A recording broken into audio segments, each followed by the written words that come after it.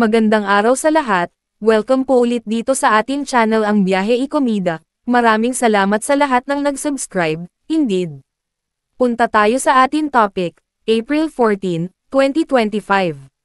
Nadine Lustre, sinagot follower na nagkomento tungkol sa BF niya, "You should stop judging people."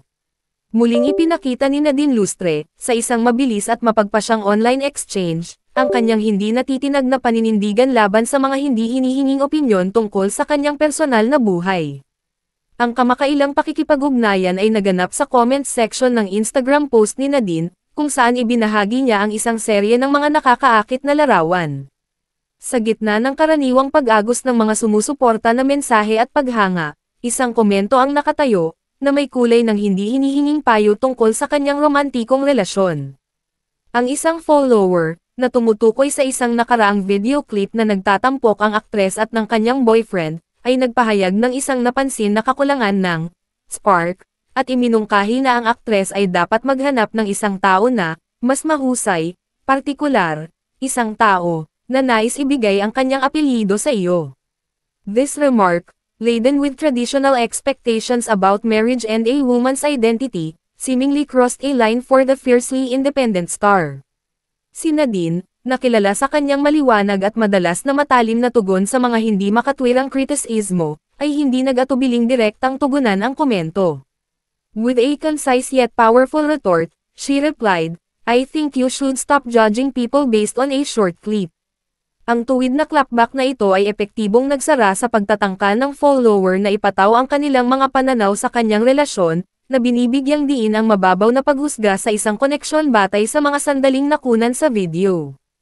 Ang tugon ng aktres ay mabilis na nakakuha ng suporta mula sa iba pang mga tagasunod at maging sa ilang mga artista na pumalakpak sa kanyang pagiging direkta at ipagtanggol ang kanyang karapatan na gumawa ng kanyang sariling mga pagpipilian sa kanyang personal na buhay. Marami ang pumupuri sa kanya dahil sa pagtanggi niyang sumunod sa mga hindi napapanahong inaasahan ng lipunan at sa pagbibigay prioridad sa kanyang sariling damdamin at karanasan kaysa sa mga opinyon ng iba.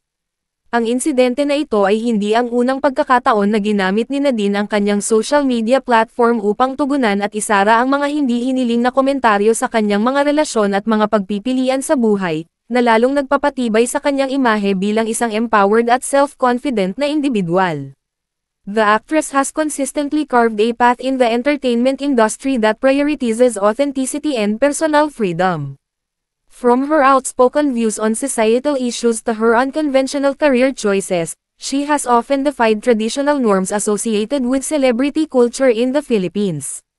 Her relationship with her current partner has been a subject of public interest, but Nadine has maintained a firm boundary, sharing glimpses into their life while fiercely guarding their privacy and autonomy.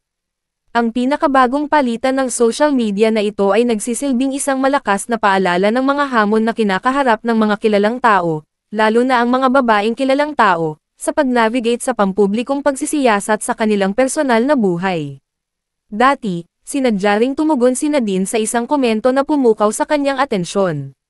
Sa TikTok, ibinahagi ni Nadine ang isang video kung saan ipinakita niya ang kanyang hitsura para sa ABS-CBN Ball 2025.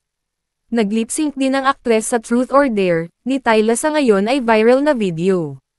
Sa comment section, isang netizen ang nagsabing, na mamansan pa kaya ang isang Nadine Lustre, na nagtulak kay Nadine na sumagot, at yan ang ating latest showbiz chika update for today, huwag kalimutan mag-subscribe. Click the notification bell for more showbiz chika updates, like and share the video at suportahan po ang ating Facebook page. Maraming salamat sa lahat ng nag-subscribe, indeed.